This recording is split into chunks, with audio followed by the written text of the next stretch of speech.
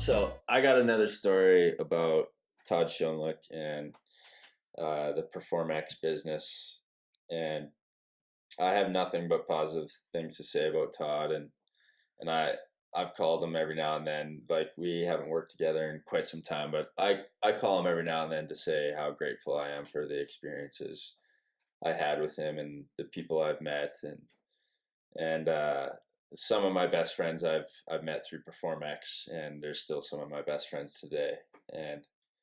But I got this one good story where, and this is where Todd really, he honed you in a weird way, and it was just the way he went about things. But I remember this one time we had this loop, this road cycling loop, where we go from Temecula into the hills of like Oceanside in California, and kind of venture on closer down to San Diego, and then back up to Temecula. And I believe it was about 100-kilometer loop.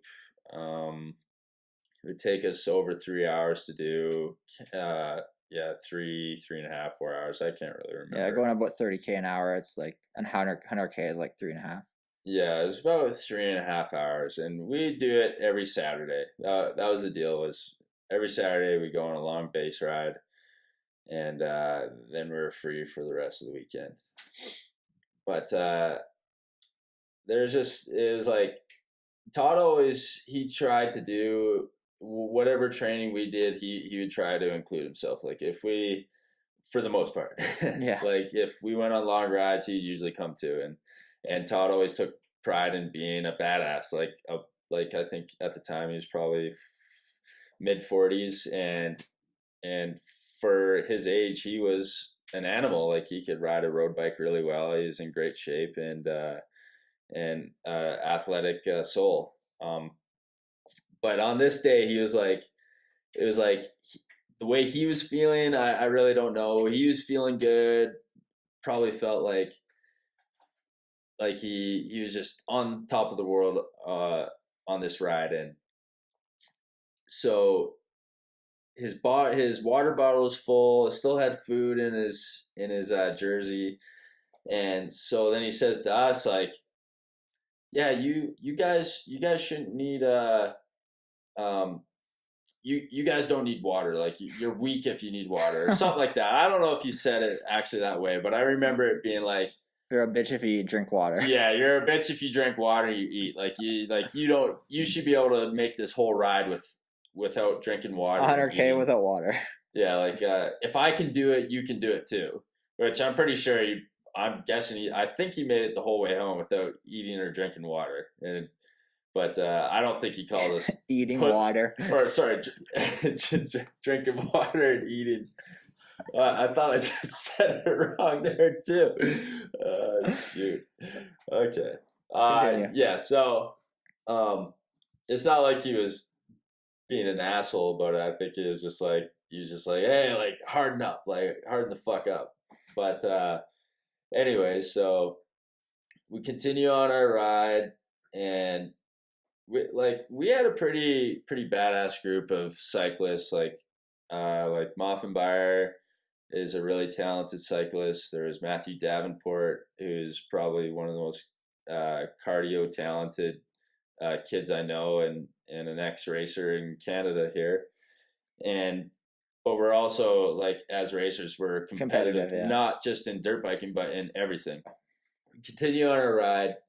I think, it was Sean, Moffenbauer, Davenport, myself, maybe a couple other guys, and we're all just like grinding it out on this ride, like basically trying to race each other, pushing that threshold. And we're probably 2/3 of the way home, and we're all feeling good. Like, I was feeling great. It was a great, good ride, and we're basically on the home stretch, probably like 10 minutes away from home, and it's all flat, basically back to the house. And we're like basically sprinting at this point, going as hard as we can at the end of a 3-hour ride. And so we're good.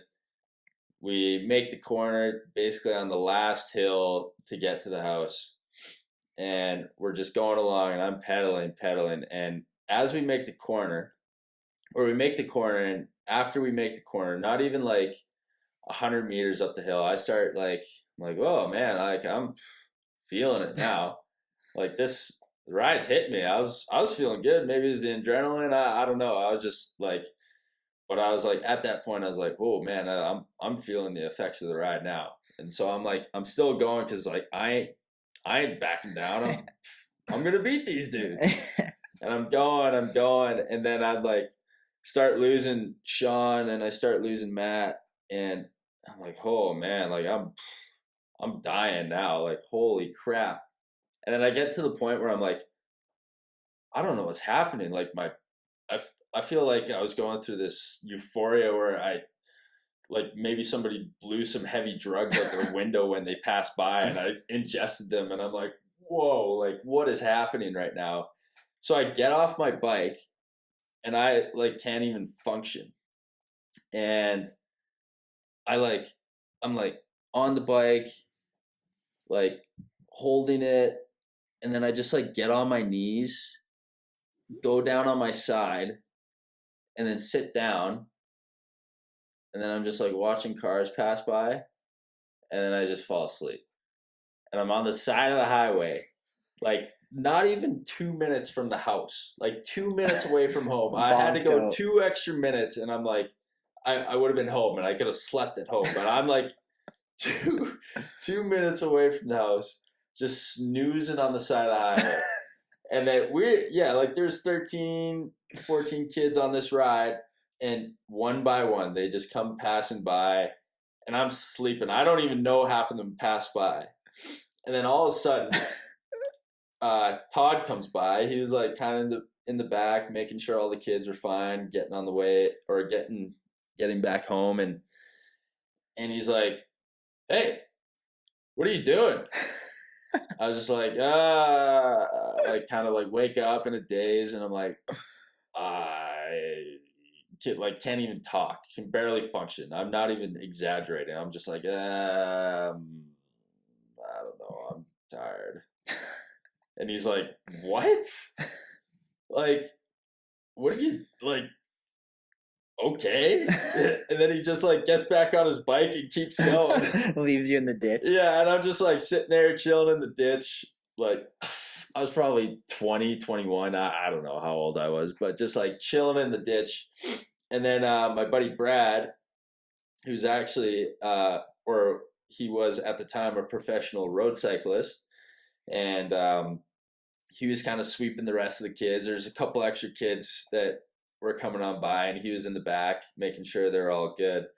And meanwhile, I was back having my cat nap after Todd had passed by, and Brad's like, he comes rolling on by. He's like, "Yo, like, what are you doing?" Same thing. I'm like, taking a snooze. I don't know, man. I'm just tired. Like I can't get up. And he's like, what? And like he's a cyclist. He's probably seen this shit thousands of times. He's probably bonked himself like 5 times. He's probably seen like so many people bonk, and yeah, he's probably bonked too, and he understands. He's like, no, you get up. And Brad's just like has an aggressive personality, so I was like, okay, I'm gonna do whatever he says. And I'm like, oh, okay. So I like get up off the ground, pick my bike up. He's like, just get on your bike and I'll help you. I'll help you get home. He's like, you can't sit here any longer. So I like get on the bike, clip in. I'm sitting there. I'm like, dude, I cannot even pedal. Like I just can't. He's like, literally just start moving your legs.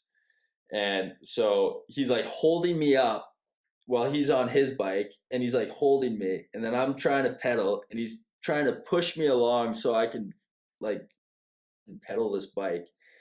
And we end up making it back to the house, and we get off, and everybody's like, you all right, dude? And a few dudes are like over there chuckling, making fun of me or whatever. And like, yeah, I'm good. And meanwhile, Brad's like scouring the house trying to get me food because I just in total. You just need calories. Yeah, total shutdown, carb depletion, like nothing in my body. And he's like, we got to get this kid some sugar, like pronto. And yeah, so he comes outside, and I'm still like just incoherent, basically.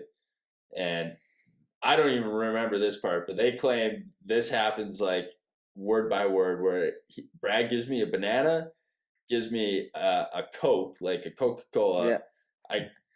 They like even like peel the banana for me and everything, and I like take the banana and don't even put it in my in my mouth. It's just like on my right cheek, past your head. yeah, on my cheek, like past my mouth, and I'm like trying to like a girl for the first time trying to figure out what to do. Just yeah, and yeah, got some food in me, went to the couch, slept for about 3 hours on the couch while everybody did their duties for the rest of the day. Got back up, went to bed, slept for like 16 hours. I don't even think I rode the next day. How long do you think you would have laid in that ditch if Brad didn't collect your sorry ass? I probably would have still been there. I probably would. I honestly could not move. I was just like, I know, I've bonked before too. It's rough. yeah, you're just like, it's like your mind is telling your body to move. It's like your survival instincts are just like get home, but you just can't move. Yeah. And then, but I was so bad to the point where I was just like, no, I can't do it. And frankly, I don't really even want to move right now. I'm just gonna lay here. Yeah, but it was like,